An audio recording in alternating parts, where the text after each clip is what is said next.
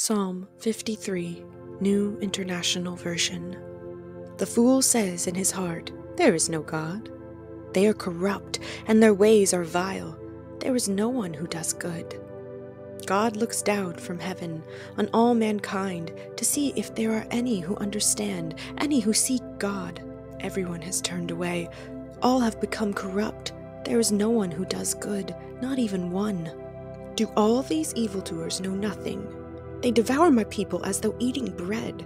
They never call on God. But there they are, overwhelmed with dread, where there was nothing to dread. God scattered the bones of those who attacked you. You put them to shame, for God despised them. Oh, that salvation for Israel would come out of Zion. When God restores his people, let Jacob rejoice and Israel be glad.